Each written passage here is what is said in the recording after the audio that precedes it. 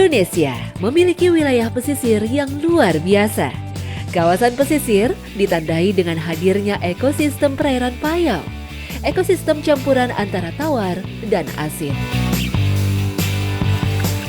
Ayah, nah ini dia keseruannya. Hand fishing di Desa Gunung Lao, di sini bilangnya agugu. Nah, memang itu tadi memanfaatkan pasang surut. Jadi kalau misalnya lagi surut seperti ini, nah tersisa kanal-kanal begini, nah ini yang dikobok, dicari ikannya biasanya banyak. Nah ini kita lihat nanti ya keberuntungan kami seperti apa. Oleh. Oh, kontera. Agugu dilakukan dengan menyisir satu areal dengan arah pergerakan yang sama. Genangan air yang tersisa akan menjadi keruh dan oksigen di air akan menipis. Ini membuat ikan disorientasi akibat kehabisan oksigen. Ikan akan menjadi lebih mudah ditangkap. Kanal kecil biasanya paling potensial sebab merupakan pintu keluar masuk ikan di dalam kawasan payau. Puas. Udang. Ini yang saya bilang nih.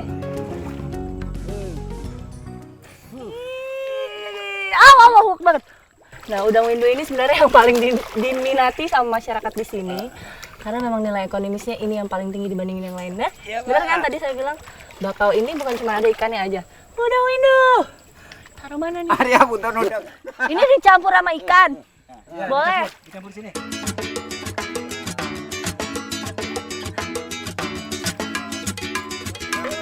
Nah, itu tadi. Menjadi nelayan agugu tidak ditekuni banyak orang di Desa Daun. Namun kegiatan ini menjadi solusi jitu saat warga sulit melaut akibat cuaca.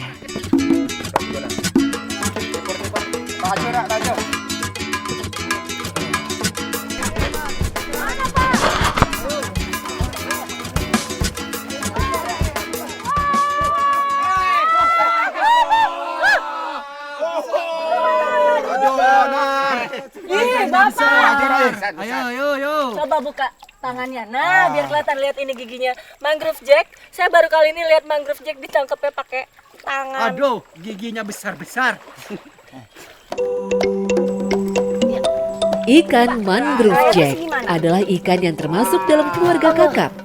Di Indonesia Timur disebut somasi merah, sementara di Sumatera disebut tengar. Ini adalah spesies predator perairan payau yang tangguh. Ukuran ikan yang kami dapatkan menandakan bahwa kawasan payau ini sangat sehat karena sangat potensial bagi ikan-ikan besar yang mencari makan ikan-ikan kecil di sini. Dapat. Saya dapat tarpun. Lihat nih. Ini termasuk ikan permukaan, mini tarpun, tapi dia memang gampang keder. Pak, cukup? Cukup, sudah banyak, besar lagi ini. Sudah banyak apa sudah dingin? Sudah banyak. Iya, ini airnya lumayan dingin. Yuk, pinggir. Pinggir yuk, kita hitung yuk. Agugu yang dilakukan untuk konsumsi sendiri dihentikan ketika hasil sudah dirasa cukup tanpa menunggu pasang. Berbeda dengan nelayan agugu yang mencari ikan untuk dijual. Agugu akan dilakukan hingga petang saat pasang naik. Ini yang paling besar. Cuci dulu tempatnya. Iya, Pak. Nah, nih salah satu bukti rawa yang sehat bisa dilihat dari jenis ikannya yang beragam nih, bervariatif. Kita dapat baronang, tarpun, udang. Nah, tapi saya masih paling ajaib sih ngelihat yang ini nih. Bayangin, ini adalah top predator nomor 2 setelah black bass untuk air payau. Kita dapat mangrove jack dengan tangan kosong loh. Keren ya. Nah, abis ini mau diolah jadi masakan khas di Pulau Bawean. Saya udah ditunggu sama ibu-ibu. Bersih-bersih dulu ya. Simpan. Setiap daerah memiliki bumbu khasnya masing-masing. Misalnya saja buah buni atau juga disebut burni atau wuni. Ini adalah jenis buah hutan yang memiliki rasa asam yang kuat. Di Pulau Bawean, buah ini banyak digunakan untuk membuat sambal asam. Ada sedikit permasalahan bumbu. Nah, pokoknya udah selesai ganti baju. Sekarang ini ikan-ikan yang tadi kita tangkap siap diolah. Nah, kita mau bikin bumbunya kelacelok, sama satu lagi mau dibakar. Tapi bumbu cocol bakarnya ini yang kalau menurut saya unik nih. Nah, jadi Dia pakai buah buni.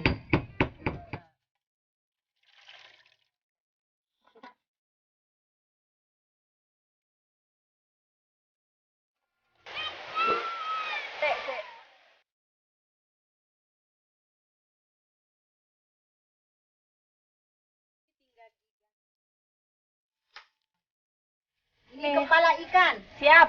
Nah ini khasnya Bawean, nasi gulung. Ini Ikannya mau langsung.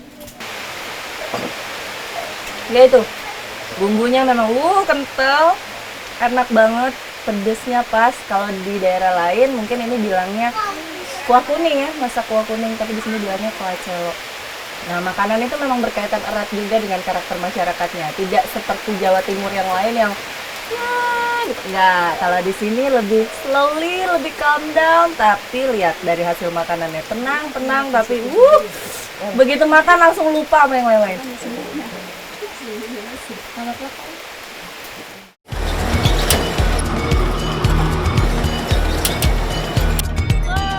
Hutan di Pegunungan Sumbawa adalah hutan tropis yang khas. Vegetasinya tidak terlalu rapat dan berada di pegunungan dengan kontur yang terjal. Sejak dahulu, hutan Sumbawa dikenal sebagai habitat alami kawanan lebah madu. Para pemburu madu adalah kelompok yang paling aktif menjelajah kawasan ini. Mereka seperti memiliki areal perburuan yang tetap. Penentuan areal perburuan biasanya dibuat berdasarkan kesepakatan antar kelompok pengambil madu. Waktu perburuan biasanya dilakukan dari pagi hingga siang hari. Cara ini diyakini lebih efektif dalam menemukan jejak pergerakan kawanan lebah. Teknik ini sesuai dengan karakter lebah yang sering mencari makanan pada waktu sinar matahari belum terlalu terik. Ada Pak? Ada. Arah mana dia? Ke atas, mantap. Ini ke atas, kalau yang di bawah sini Mbak. Ya siap. Jadi sebelum kita menemukan sarangnya, biasanya Pak Ruji itu akan naik. Kalau misalnya sudah lihat 1-2 lebah, tuh naik biar dapat view lebih jelas. Jadi semakin crowded lalu lintas, kalau misalnya banyak lebahnya lalu lalang, kita sudah mengarah ke sarang yang benar. Pemetaan mobilitas lebah akan mempertinggi tingkat keberhasilan dalam perburuan. Kelompok pemburu juga dapat bergerak dalam areal yang lebih sempit, sehingga waktu perburuan yang terbatas dapat dimaksimalkan.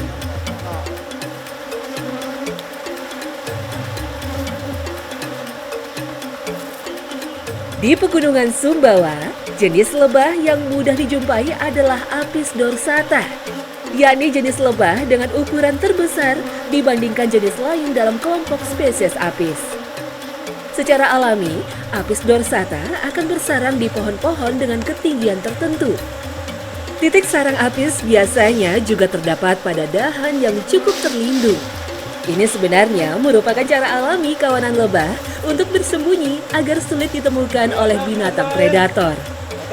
Wilayah persebaran Apis dorsata adalah kawasan tropis dan subtropis Asia. Asap ini nanti dibuat dari kayu tele, ini kayu tele atau kayu telur. Nah lihat, diiris kecil-kecil begini tapi bawahnya tetap biar gampang dipegang. Kenapa dipilih kayu tele? Karena dia lama terbakar. Jadi kita nggak ganti-ganti kayu Pak ya. Pegang ini aja, tahan sampai selesai petik ya. Para pemburu madu Sumbawa selalu memegang teguh sistem panen yang sama, yaitu sistem panen madu lestari. Prinsip ini terus digunakan untuk menjaga keberadaan populasi lebah madu di kawasan hutan mereka. Kelompok pemburu biasanya akan selalu menerapkan rotasi pemanjat. Tujuannya agar setiap pemanjat selalu berada pada kondisi prima dengan tingkat konsentrasi yang baik. Udah pada bubar, semua keluar semua dari sarang.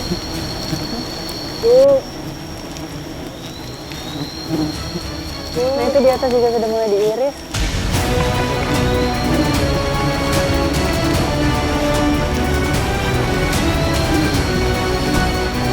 Kalau dibandingkan dengan petik madu di daerah Sialang, madu Sialang di Riau, ini kalau buat saya, ini lebahnya jauh lebih slow. Lebih baik hati ya Pak. Tidak terlalu agresif, jadi memang dia turun sih ke bawah kabur, tapi tidak nyerang kita. Makanya sama bapak Asanuddin di atas waktu pas iris, jangan sampai ada kayu yang terjatuh. Terus kalau misalnya jatuh, itu biasanya lubangnya akan serang ke bawah sih. Jadi kalau misalnya lihat ini sarangnya sebenarnya masih muda. Kalau misalnya lihat itu hanya diambil nggak sampai setengah pun dari sarangnya ya. Itu masih muda betul itu. Ya, jadi dia punya anak. Nah itu semuanya masih disisakan di atas sana. Keselamatan hutan juga menjadi perhatian para pemburu madu Sumbawa. Seluruh proses panen madu dilakukan dengan penuh kehati-hatian. Dari mulai penentuan lokasi, pembakaran penangkal sengatan, hingga pengirisan. Itu sebabnya hampir tidak pernah ada kasus kebakaran hutan di Sumbawa karena kecerobohan mereka. Apis dorsata, tuh dia. Ya ini dia nggak entuk nih, alhamdulillah. Jadi kalau misalnya lihat waktu pas diiris, dia akan bercampur dengan polennya. Tuh ada bipolen ini sendiri nih makanannya. Ini yang coklat-coklat begini. Tapi memang kalau di Sumbawa caranya begini ya, lestari ya, hanya ambil airnya saja ya.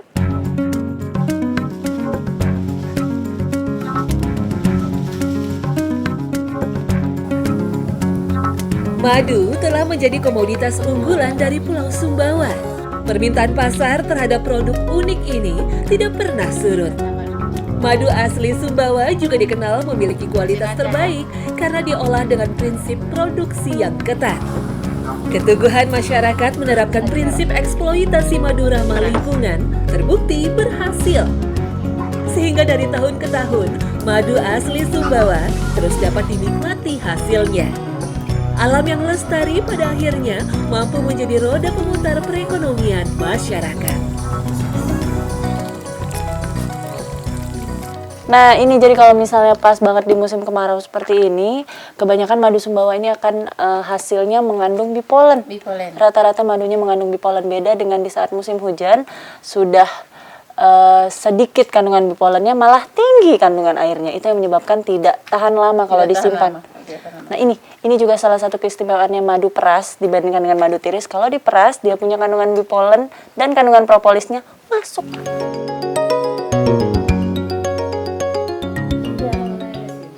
Lihat warnanya. Ini madu asli Sumbawa. Nah, ini adalah komoditi alam. Jadi dari semongkat. Nah kalau misalnya mau dirasa, rasanya manis, iyalah sudah pasti madu manis, tapi tidak nyeleket di lidah, enak banget. Nah tapi yang pasti kalau misalnya cara panennya masih lestari, sampai kapanpun madu asli Sumbawa akan tetap ada.